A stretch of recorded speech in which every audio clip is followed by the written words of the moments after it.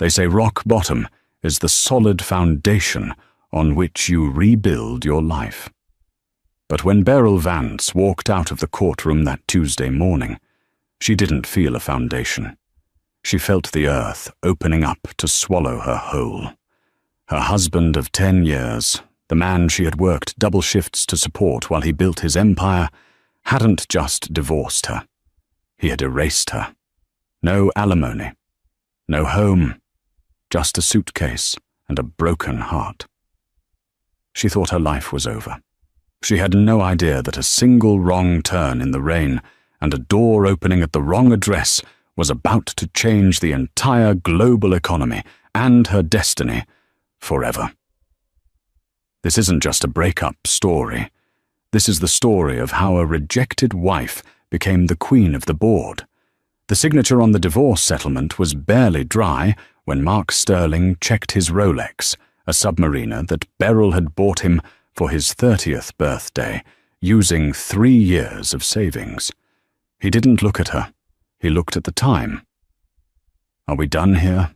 Mark asked, his voice devoid of the warmth that used to greet her after a long day. He sat across the mahogany table in the law offices of Sullivan, Pierce and Moore in downtown Manhattan. The view outside was grey, matching the hollow feeling in Beryl's chest.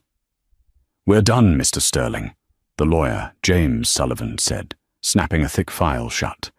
"The prenuptial agreement you signed 10 years ago, combined with the recent restructuring of your assets into the offshore holdings in the Caymans, leaves Mrs. Sterling with, well, as discussed, the settlement is final." Beryl stared at her hands. They were rougher than they used to be. 10 years ago, she was a promising graphic designer. Then Mark had an idea for a tech logistics startup. Streamline logistics. It needed capital. It needed time. It needed a wife who would scrub floors and wait tables at a diner called Gino's on 4th Avenue just to pay the server bills. She had done it all. She had believed in the we. "Mark," Beryl whispered, her voice trembling. "I don't care about the shares. But the house? My mother's piano is in there. You know that's the only thing I have left of her." Mark finally looked at her. His eyes, once a comforting blue, were now cold steel. He stood up, buttoning his $5,000 Italian suit. "The house is being liquidated to cover the initial IPO costs for the merger with Vortex Corp," Mark said flatly. "And Jessica wants to redecorate the penthouse anyway. The piano was donated to Goodwill yesterday. It was clutter." The name hit her like a physical blow. Jessica. Mark's 24-year-old chief of staff, the woman Beryl had welcomed into their home for Christmas dinner last year, thinking she was a lonely employee. "You donated it," Beryl choked out, standing up. "Mark, you knew. You knew that piano was—" "It's done, Beryl," Mark interrupted, checking his phone. "Look, I'm not a monster. I put $5,000 in your personal account. That's enough for a deposit on an apartment in Queens and a few months to find a job. You're resourceful. You survived before me. You'll survive after me." He turned to the lawyer. "James, send the finalized papers to the board. I have a celebration dinner at Le Bernardin at 7. Mark walked out. He didn't look back. He walked out of the marriage the same way he walked out of a boring meeting, efficiently, ruthlessly, and without a second thought for the people he was leaving behind. Beryl stood there, the silence of the conference room deafening. "Mrs. Sterling, or Miss Vance, I suppose," the lawyer said, sliding a check across the table. "I suggest you cash this quickly. It's a courtesy. Legally, he owed you nothing." "Why?" she asked, tears finally spilling over. "I built that company with him. I wrote the original business plan on napkins." "On napkins," Sullivan sneered politely. "Not on contracts.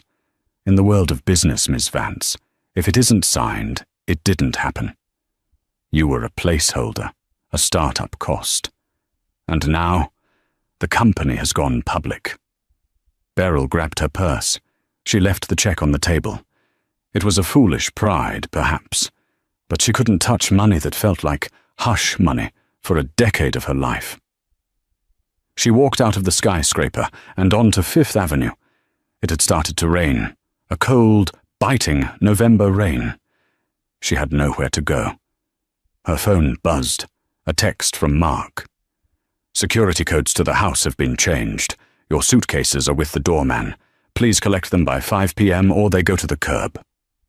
May. Beryl looked up at the sky, letting the rain mix with her tears. She felt small, invisible. She was 32 years old, with a gap in her resume the size of a marriage and a heart shattered into a million pieces. She hailed a cab, her hand shaking. "Where to, lady?" the driver asked. She didn't know. She just gave him the address of the only other person in the city who might care. Her old college roommate, Brenda, who lived in a cramped walk-up in Brooklyn. 429 Willow Street, she whispered.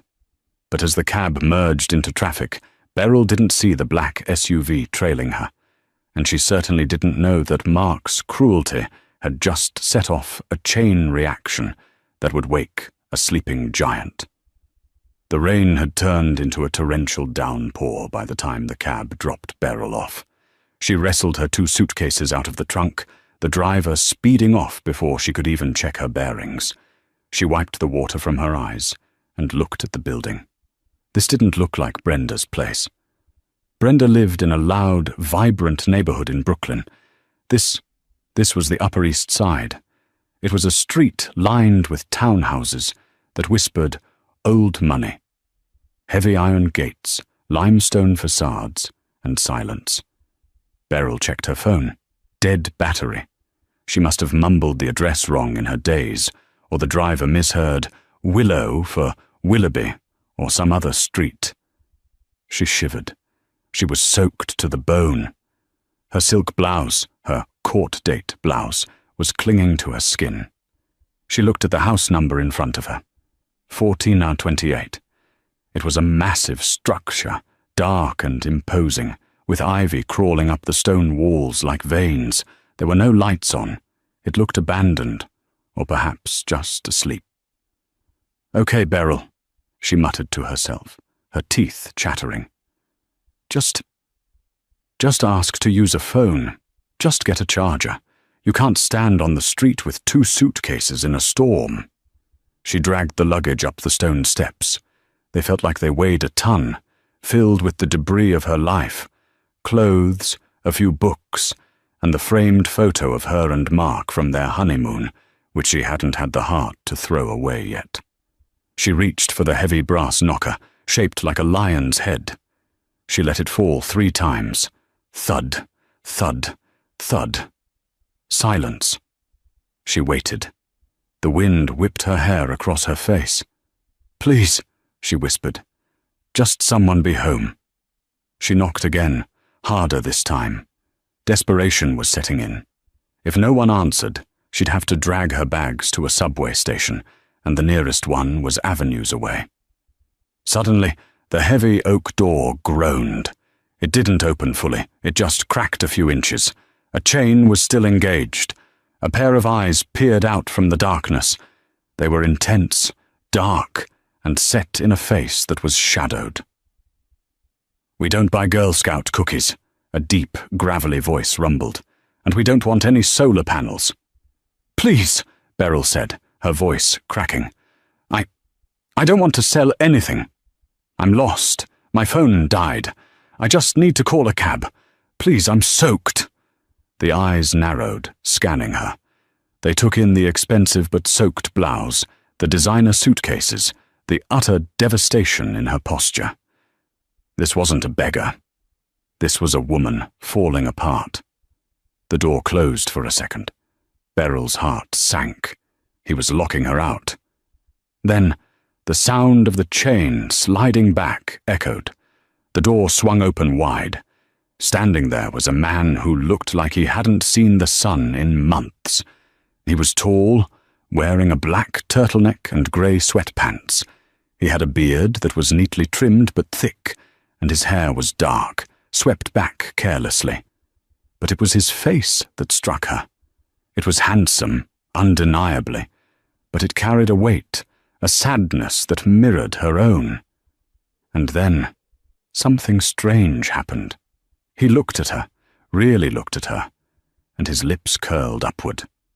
It wasn't a leer, it wasn't a polite grimace. It was a genuine, warm smile, the kind of smile you give someone you've been waiting for. "Well," the man said, stepping aside and gesturing into the warm, golden light of the hallway. "You better come in before you catch pneumonia. I'm Julian." Beryl hesitated. Her mother had taught her never to enter a stranger's house, but Mark had taught her that the people you trust are the ones who hurt you the most. Maybe a stranger was safer. She stepped across the threshold, dragging her wet suitcase. The moment her heel hit the marble floor of the foyer, the warmth enveloped her. "I'm Beryl," she said, dripping water onto an intricate Persian rug. "I'm so sorry about your floor." "Floor's dry," Julian said, closing the massive door and locking out the storm. "Spirits are harder to fix." He walked past her, towards a grand staircase. "I was just making tea. Earl Grey. I assume you take it with lemon? You look like a lemon person. Sugar is for people who haven't had a hard enough day yet." Beryl blinked, stunned. "How did you—" "Yes. Lemon. No sugar." Julian paused on the first step and turned back. The light from the chandelier hit his face, and Beryl gasped.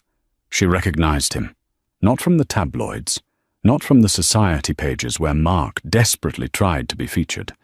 She recognized him from a dusty business textbook she had read in college. Julian Thorne, the boy king of Wall Street, the prodigy who had made his first billion by 22, revolutionized biotech, and then, 5 years ago, famously vanished. He had liquidated his public assets, retreated from the boardrooms, and disappeared. Rumors said he went mad. Others said he was heartbroken. Most just said he was a myth. And here he was, in sweatpants, offering her tea. You're Julian Thorne," Beryl stammered. Julian's smile faded slightly, replaced by a guarded look. "I am. And you, Beryl Vance, are currently shivering on my rug. And unless I'm mistaken, those are the suitcases of a woman who just signed a very unfair contract." Beryl stiffened. "How do you know my last name? I only said Beryl." Julian tapped the side of his head. "I remember everything, Beryl. I remember the article in the Small Business Journal 7 years ago. The couple behind Streamline Logistics. You were in the background of the photo, holding the schematics. Mark was in the front, holding the champagne. I always wondered when the guy holding the champagne would realize the schematics were worth more." He leaned against the banister. "I've been waiting for a new chess partner," Julian said enigmatically. "Mark Sterling just made the biggest mistake of his life. And tonight, I think I'm going to help you make him pay for it." Beryl sat in a library that was larger than the entire apartment she had shared with Mark. The walls were lined with books from floor to ceiling, and a fire crackled in a massive limestone hearth. She held the porcelain teacup with both hands to stop them from shaking. Julian sat opposite her in a leather wingback chair. He had changed into a crisp white button-down shirt, though he remained barefoot. It made him look dangerous, relaxed, yet ready to spring. "Vortex Corp," Julian said, breaking the silence. "That's who Mark is merging with, correct?" Beryl nodded. "Yes. The merger is supposed to be announced next week at the Global Tech Summit. It's why he divorced me now. Vortex wanted a clean slate for the CEO. No baggage. No wife from the working class." Julian laughed, a dry, humorless sound. "Clean slate, that's what Arthur Kane calls it when he buries bodies." He stood up and walked to a chaotic desk covered in blueprints and monitors. "Beryl, do you know why I disappeared 5 years ago?" "Burnout?" she guessed. "That's what the news said." "The news says what people pay it to say," Julian corrected. "I didn't burn out. I was pushed out. By Arthur Kane, the CEO of Vortex. They stole my proprietary algorithm for autonomous shipping. They stole my life's work, rebranded it, and sued me for copyright infringement. I had the money to fight, but not the will. My wife. She passed away in a car accident during the trial. I folded. I hid." Beryl looked at him with wide eyes. The pain in his voice was raw, echoing her own fresh wounds. "So, you hate Vortex," Beryl said, "and I hate Mark, who is about to hand over his company to Vortex." "Mark isn't just handing it over," Julian said, turning to face her, his eyes burning with intensity. "Mark is the Trojan horse. Vortex needs streamlined logistics because your husband's company has the one thing Vortex lacks, the last-mile distribution network, a network you designed." Beryl sat up straighter. "The hub-and-spoke model. I drew that up in 2018. "Exactly." Julian pointed a finger at her. "Mark Sterling is a suit. He's a handshake merchant. He doesn't understand the logistics. He just sells them. You understand them. If Mark merges with Vortex, they become a monopoly that controls 60% of global shipping. They will be untouchable." He walked over and knelt in front of her chair, bringing his face level with hers. "I have been waiting for a flaw in their armor," Julian whispered. "I thought it would be a glitch in their code. I never expected the flaw to be Mark's ego. He threw away the architect of his empire. He threw away you." Beryl felt a strange stir in her chest. For 10 years, Mark had told her she was lucky to be with him. Julian looked at her like she was the most valuable asset in the room. "What do you want to do?" Beryl asked. "I want to burn it down," Julian said calmly. "I want to stop that merger. I want to bankrupt Vortex and leave Mark Sterling with nothing but his cheap suit and his regrets. But I can't go out there. The world thinks I'm crazy. They won't listen to me." He reached into a drawer and pulled out a thick black folder. "But they will listen to Thorn Capital's new CEO," Julian said. Beryl looked around the empty room. "Who is that?" "You," Julian said. Beryl gasped, nearly dropping her tea. "Me? Julian, I'm a graphic designer. I'm a rejected wife. I have $5,000 and a suitcase of wet clothes." "You are the co-founder of Streamline Logistics, uncredited," Julian corrected firmly. "You know where the bodies are buried in Mark's company. You know the weak points in the distribution chain. I have the capital, billions of it, sitting in dormant accounts. I need a face.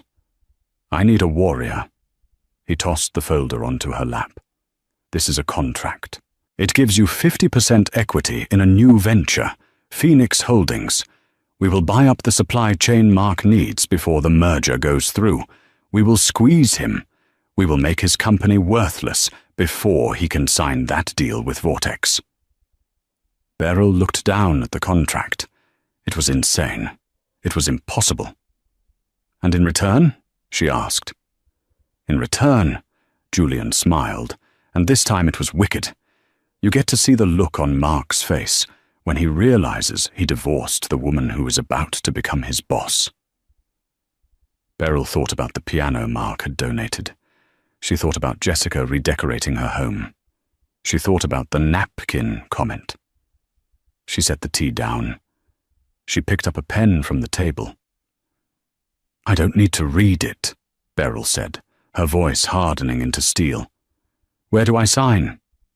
The next 3 days were a blur, but they were not spent in a salon. Julian Thorne didn't believe in makeovers that involved just lipstick and hair dye.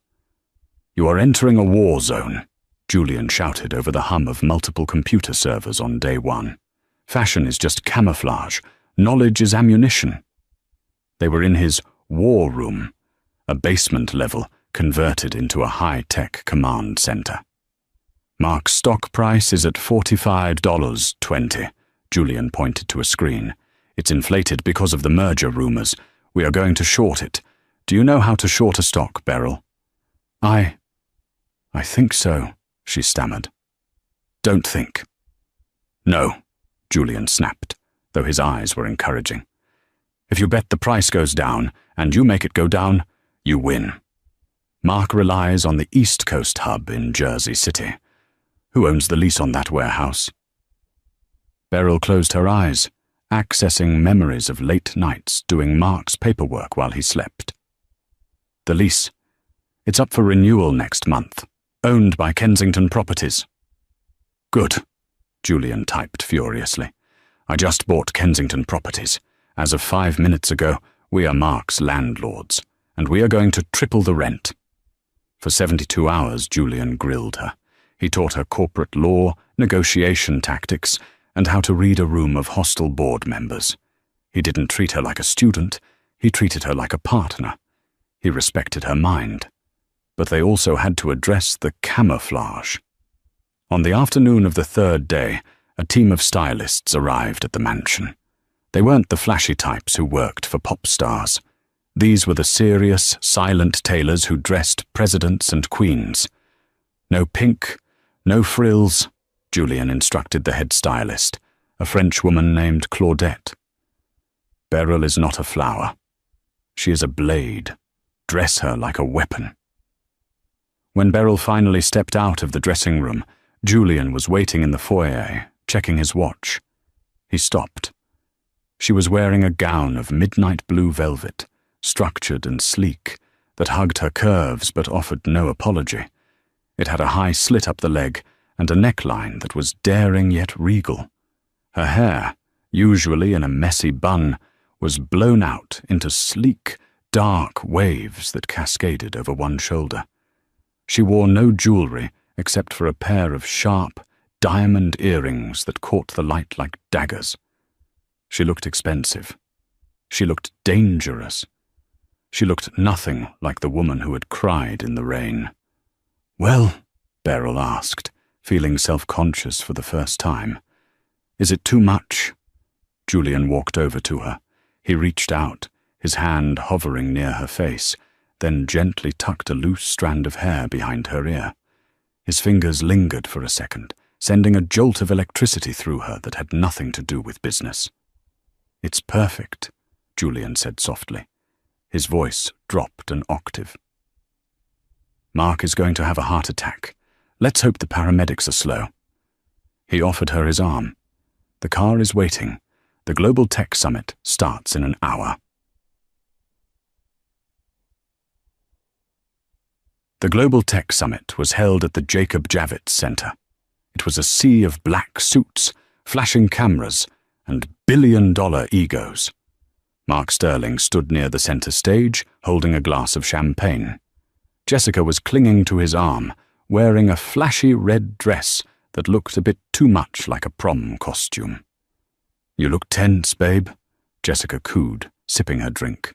"I'm fine," Mark snapped, adjusting his tie. "I just haven't heard from the lawyers about the Jersey City warehouse lease. It's a minor hiccup." "Mr. Sterling," a reporter from Forbes approached with a microphone. "Are the rumors true? Is the merger with Vortex a done deal?" Mark put on his media smile. "We are very close, Mike. Tonight is about the future. Streamline logistics is evolving." "And what about your wife?" the reporter asked, digging for dirt. "We heard the divorce was finalized just days ago." Mark's smile faltered. "Beryl and I grew apart. She preferred a simpler life. The corporate world wasn't for her." "Is that so?" The voice rang out across the hall, clear and commanding. It didn't come from a microphone, but it carried such authority that the nearby chatter died down instantly. Mark turned around. The glass of champagne slipped from his fingers and shattered on the floor. Standing at the top of the grand staircase entrance was Beryl. But it wasn't the Beryl he knew.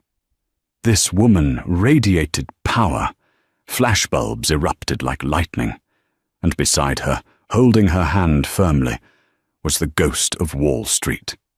"Julian Thorne?" someone whispered. "Is that Thorne? I thought he was dead." The whispers turned into a roar. Julian Thorne, the legend, had returned, and he was with Mark Sterling's ex-wife. Beryl and Julian descended the stairs, the crowd parting for them like the Red Sea. They walked straight toward Mark and Jessica. Mark's face was pale, his mouth opening and closing like a fish. "Beryl! What? What are you doing here? You don't have an invitation." Beryl stopped inches from him. She towered over him in her heels. She looked at Jessica, then back at Mark, her expression one of cool amusement.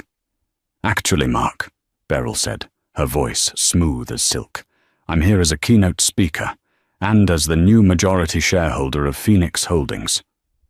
"Phoenix what?" Mark stammered. "The company that just bought your debt," Julian interjected, stepping forward. His eyes locked onto Mark's with predatory delight.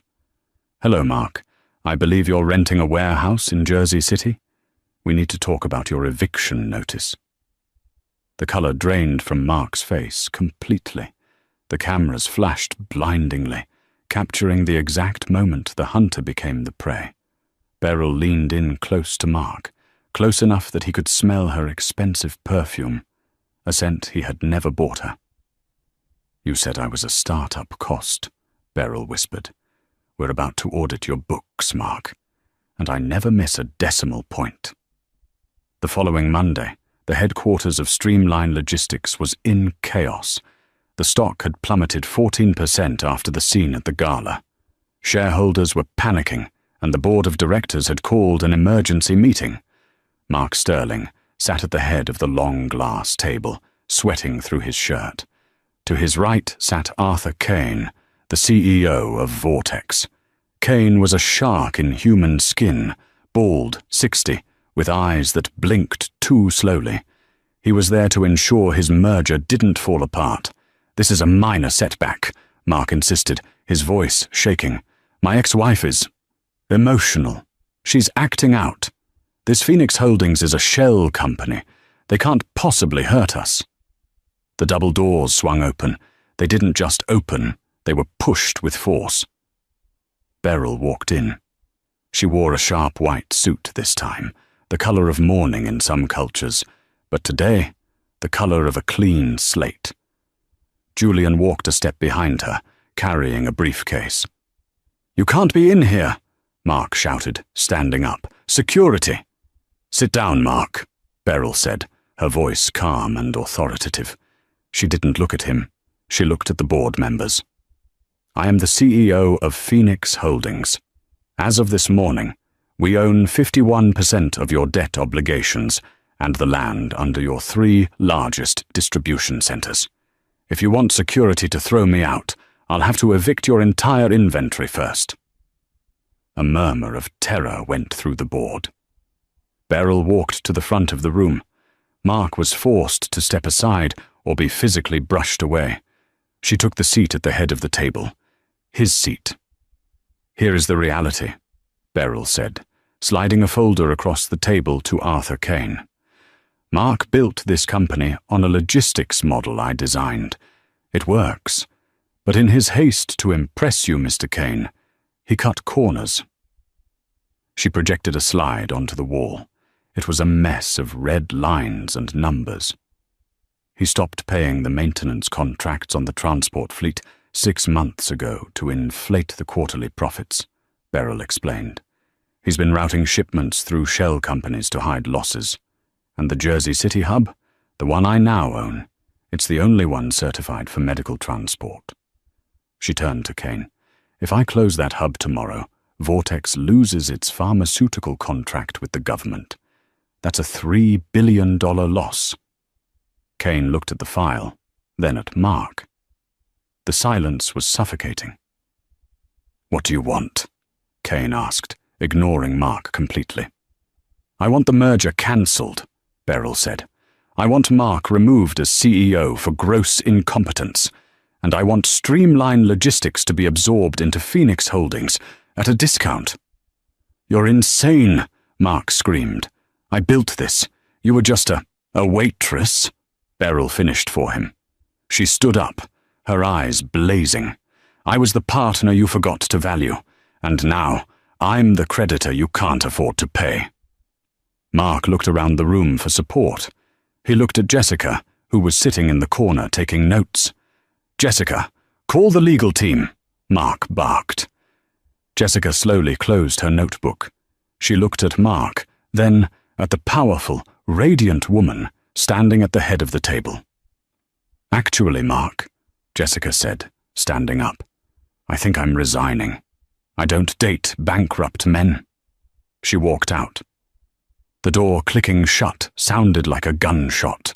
Mark slumped into a chair, defeated. The board voted unanimously 5 minutes later. Mark was out. Beryl had won. She walked out of the building with Julian, adrenaline coursing through her veins. They got into the back of his limousine. "We did it," she breathed, laughing. "Did you see his face?"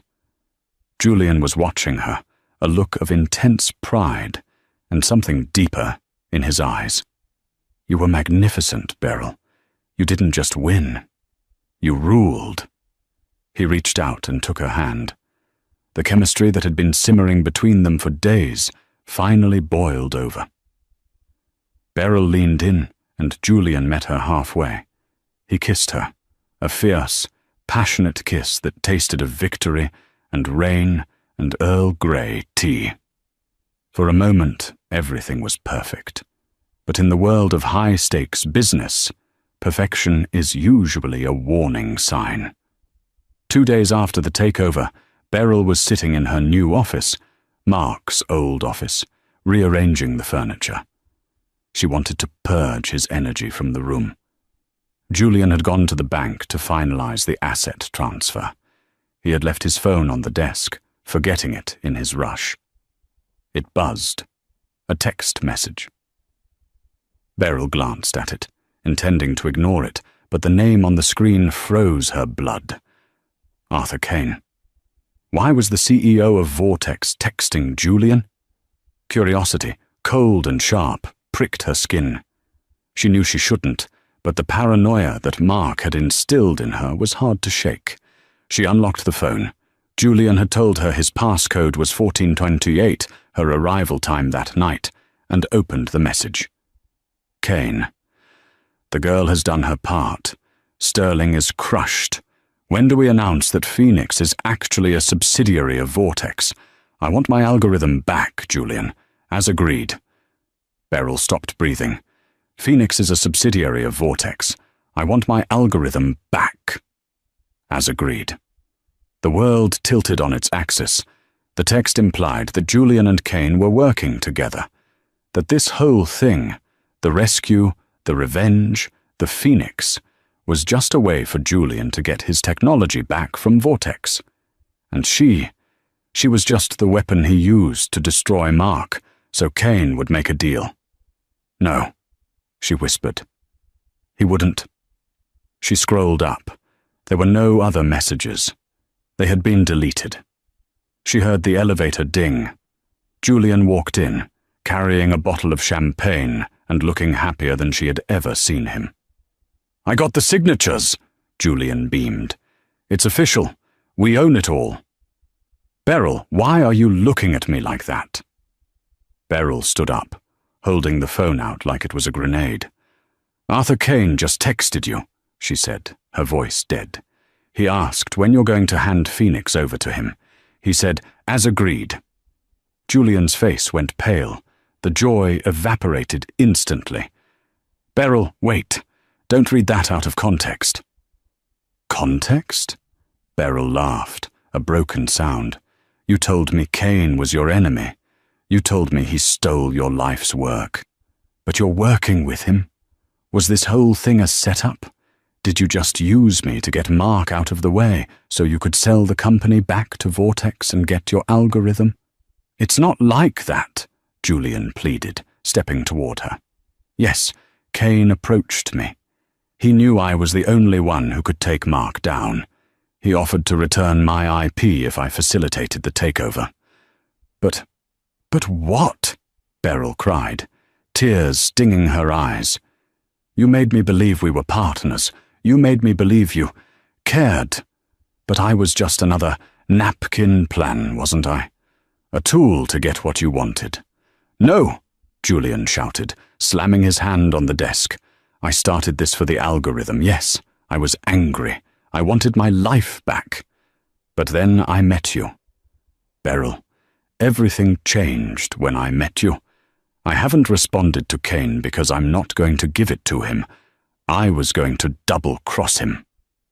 How can I believe you? Beryl asked, grabbing her purse. Mark lied to me for 10 years. You managed to do it in 10 days. Beryl, don't walk out, Julian begged. If you walk out that door, Kane will come after you. He's dangerous. I survived Mark, Beryl said, walking to the door. I can survive you. She walked out of the office, past the confused secretaries, and into the elevator. She felt shattered. The victory was hollow. The man she was falling for was a liar. She stepped out onto the street, blinded by tears. A black van pulled up to the curb. The side door slid open. 2 men in dark suits stepped out. Ms. Vance? One said. Yes? Mr. Kane would like a word. Before she could scream, they grabbed her arms. They weren't rough, but they were firm. They guided her into the van. As the door slid shut, Beryl saw Julian running out of the building, shouting her name. But it was too late. The van sped off into the New York traffic. She was alone again. But this time, she wasn't just fighting for her dignity. She was fighting for her life. The inside of the van smelled of sterile leather and expensive cologne, the scent of a kidnapping that had been paid for with a corporate credit card. Beryl sat sandwiched between the 2 men, her heart hammering against her ribs like a trapped bird. She didn't scream. She didn't struggle. She knew that in the world she had entered, physical resistance was useless. This was a war of leverage, and right now she had none. Her mind replayed the image of Julian running after the van, the desperation on his face. Was it real? The doubt was a poison, spreading faster than the fear. That text message from Arthur Kane, as agreed, had shattered the fragile trust she had built. If Julian was just using her to get his algorithm back, then she wasn't a CEO. She was just a pawn who had been promoted to a queen, solely to be sacrificed in the end game. The van slowed, turning into the underground garage of a glass spire that pierced the Manhattan skyline. Vortex Tower. Please, Ms. Vance, one of the guards said, gesturing for her to exit. His tone was polite, which made it all the more terrifying. Mr. Kane is waiting. They escorted her into a private elevator. As the numbers climbed, 40, 50, 60. Beryl straightened her spine. She checked her reflection in the polished steel doors. Her eyes were red-rimmed, but her jaw was set. She remembered the woman who had stood in the rain outside Julian's house. That woman was gone. The woman in the elevator had bankrupted a CEO in a week. She could handle Arthur Kane. The doors opened directly into a penthouse office that spanned the entire floor. It was a cold, cavernous space of glass and steel overlooking the Hudson River. The city lights below looked like spilled jewels, beautiful and indifferent. Arthur Kane stood by the window, his back to her. He was a small man, physically unimposing, but he carried himself with the heavy gravity of a man who owned senators. "Thank you for joining me, Beryl," Kane said, turning around. He held a crystal tumbler of scotch. "I apologize for the dramatic invitation, but Julian has been difficult. He's stopped answering my calls. I assume you know why." Beryl walked further into the room, refusing to be intimidated. "I saw the text, Arthur. As agreed. You and Julian were working together. Kane smiled, a thin reptile stretching of his lips. Working together is a strong phrase. Let's say we had a mutual alignment of interests. Julian wanted his legacy back, the shipping algorithm I took from him 5 years ago. I wanted streamlined logistics absorbed into Vortex to monopolize the market. We made a trade. He would use you to destroy Mark Sterling, driving the stock price down so I could acquire it cheaply. In exchange, I would return his intellectual property. Beryl felt the bile rise in her throat. Hearing it said out loud made it real. So it was all a lie.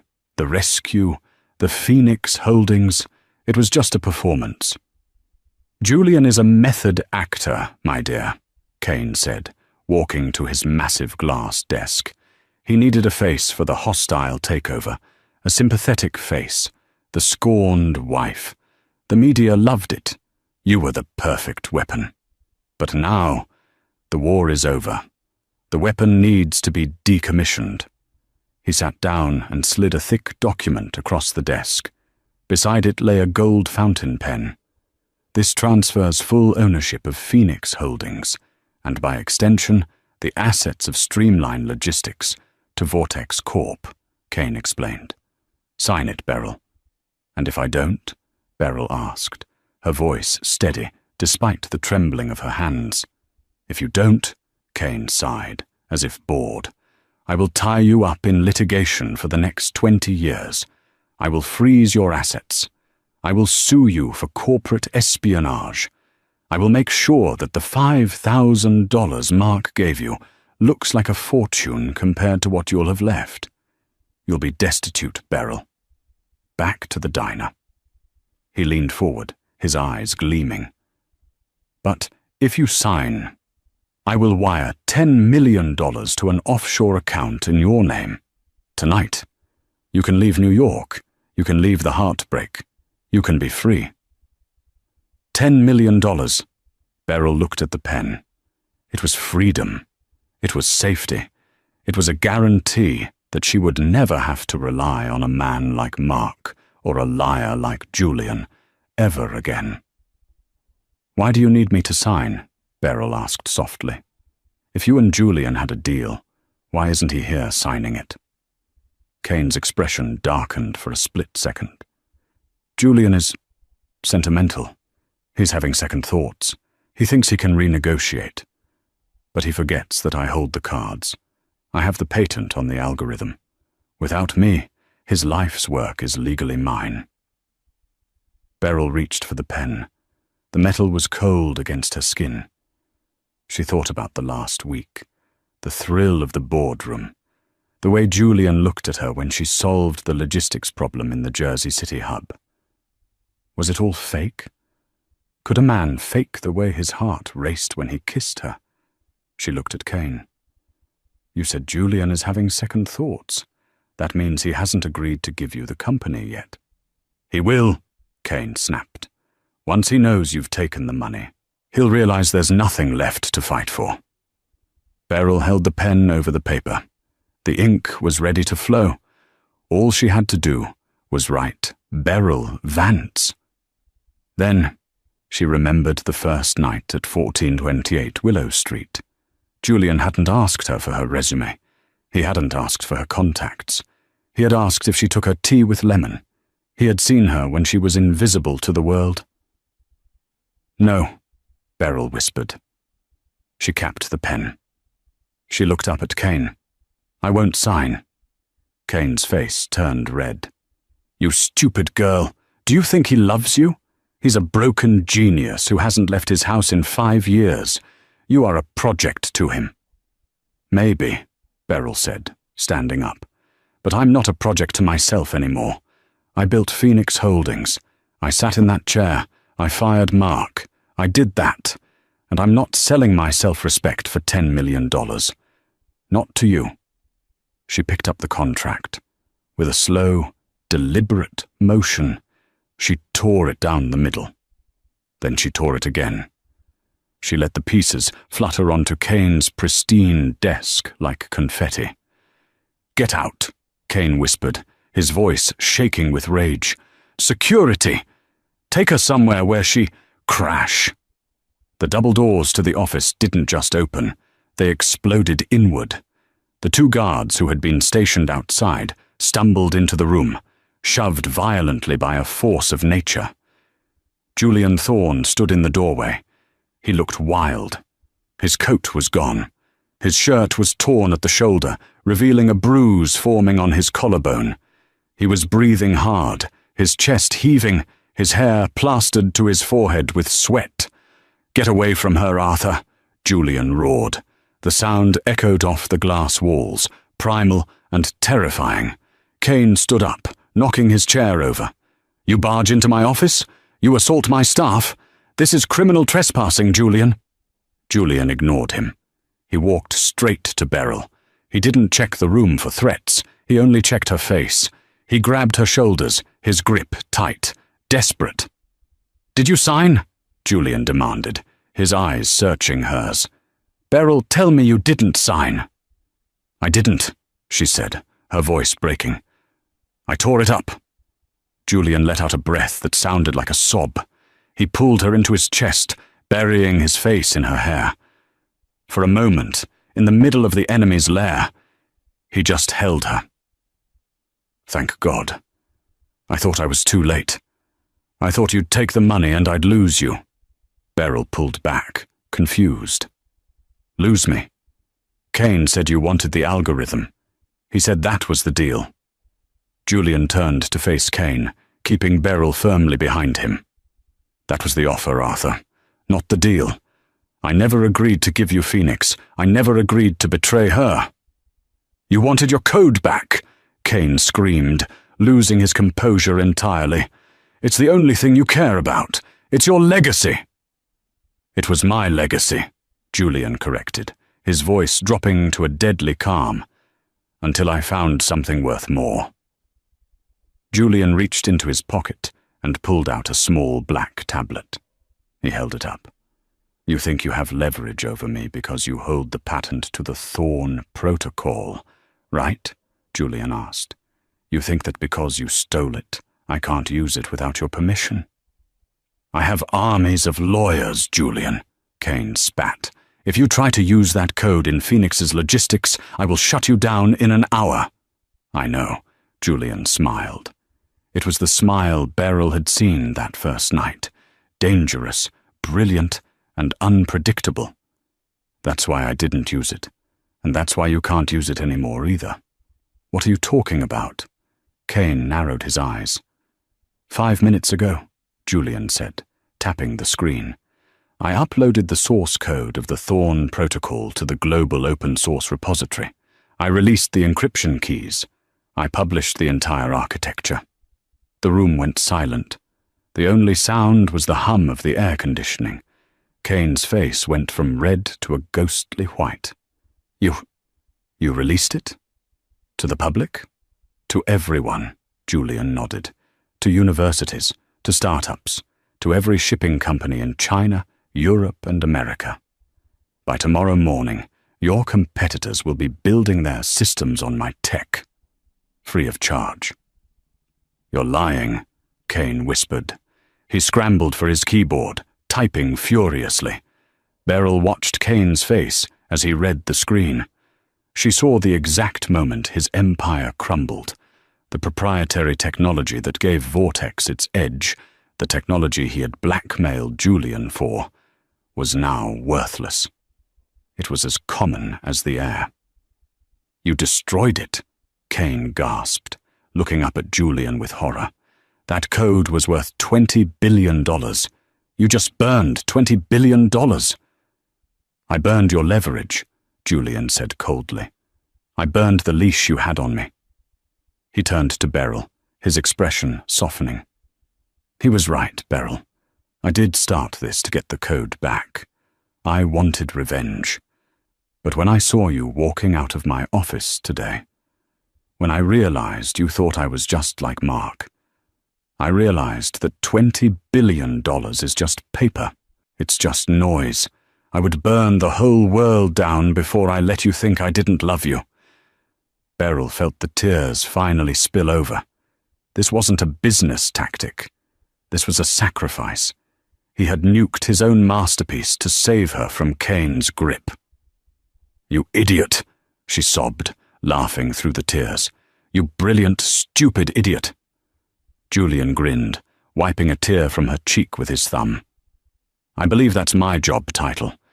Chairman and Chief Idiot." He turned back to Kane, who was slumped in his chair, staring at the screen where his stock value was likely already plummeting. "We're leaving, Arthur," Julian said. "Phoenix Holdings is independent. We have the assets, we have the fleet, and we have Beryl Vance. We don't need the secret sauce anymore. We're going to beat you the old-fashioned way. We're going to outwork you." Julian took Beryl's hand. "Ready to go home?" "Not 14128. "Willow," Beryl said, squeezing his hand. "Let's go to our headquarters. I have a company to run." They walked out of the penthouse, leaving Arthur Kane alone in his glass tower, surrounded by wealth that suddenly felt very fragile. The aftermath. The ride back to the city was quiet, but it wasn't the silence of fear anymore. It was the silence of exhaustion and relief. Julian sat close to her, his hand never leaving hers. "I'm sorry," he said quietly, looking out the window. "I should have told you about Kane's texts from the beginning. I thought I could handle him. I thought I could outsmart him without dragging you into the mud." "You did handle him," Beryl said. "Just dramatically." She turned to him. "But Julian, the code, are you really okay? That was your life's work." Julian looked at her. "Beryl, for 5 years I sat in a dark house, guarding that code, like a dragon guarding gold. It made me miserable. It made me lonely. Tonight, when I hit upload, I didn't feel a loss. I felt light. I felt free." He lifted her hand and kissed her knuckles. "I can write new code. I can build new algorithms, but I can't find another you." Beryl leaned her head on his shoulder. "Well, Mr. Thorne, since you're currently unemployed and your best work is now public property, I suppose I have a job opening at Phoenix. We need a CTO, but you'll have to interview." "I have good references," Julian murmured, closing his eyes, "and I sleep with the boss." "We'll see about that," Beryl laughed. 1 year later, the annual New York Business Gala was always a spectacle of excess, but this year the buzz was different. Everyone was waiting for the arrival of the power pair. In just 12 months, Phoenix Logistics had revolutionized the shipping industry. Without the restriction of proprietary patents, the entire global supply chain had become faster and more efficient, but Phoenix led the charge because they had the best leadership. A sleek black limousine pulled up to the red carpet. The door opened. First came the flashbulbs. Then came the whispers. Beryl Vance stepped out. She looked nothing like the woman who had been discarded by Mark Sterling. She wore a gown of liquid gold that seemed to glow under the lights. Her posture was regal, her gaze confident. She wasn't just a participant in the economy, she was a titan. Julian followed her. He had traded his sweatpants for a tuxedo that fit him perfectly. He looked healthy, vibrant, and deeply happy. They walked the carpet, stopping for photos. "Ms. Vance! Ms. Vance!" a reporter shouted. "Phoenix just acquired Vortex Corp this morning. Is it true you're dissolving the brand?" Beryl smiled at the camera. "We are. Vortex is a relic of the past. We're turning their headquarters into a training center for young entrepreneurs, specifically for women who are restarting their careers." The crowd cheered. As they moved toward the entrance, a man pushed his way to the front of the velvet rope. He looked haggard. His suit was wrinkled, his hair thinning. "Beryl!" She stopped. She knew that voice. It was a ghost from a former life. Mark Sterling stood there, He looked smaller than she remembered. After he was ousted from Streamline, no other company would touch him. The industry knew he had cooked the books. He was toxic. "Beryl, please," Mark said, his eyes desperate. "I need a minute. I have a business proposal. I know the Asian markets better than anyone. I can help you." Beryl looked at him. She didn't feel anger. She didn't feel hate. She felt nothing. He was just a stranger with a bad pitch.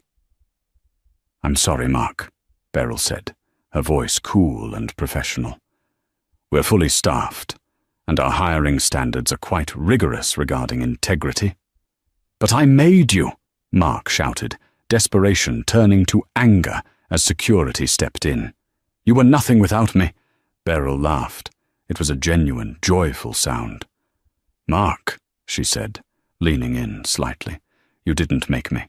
You just held me back. Watch me fly." She turned away, taking Julian's arm. "Who was that?" Julian asked, though he knew perfectly well. "Nobody," Beryl said. "Just a bad investment I wrote off a long time ago." They walked up the grand staircase, into the ballroom where the music was playing and the future was waiting. Beryl Vance had walked through the rain, knocked on the wrong door, and found the right life. And as the doors closed behind them, shutting out the cold, she knew that this wasn't the end of the story. It was just the beginning of the empire. And that, my friends, is how you checkmate a narcissist. Can we just take a moment to appreciate the absolute power move of Julian releasing his $20 billion code just to save Beryl? That is the definition of burn the boats energy. This story reminds us that sometimes the worst day of your life, the day the divorce papers are signed, the day you lose your home, is actually just the first page of your best chapter. Beryl thought she was being buried, but she was actually being planted. If you enjoyed this roller coaster of revenge, romance, and redemption, please smash that like button. It helps us create more stories like this for you. And if you haven't already, hit subscribe and ring the bell so you're the first to know when our next drama drops. Until next time, remember, know your worth and then add tax. Thanks for watching.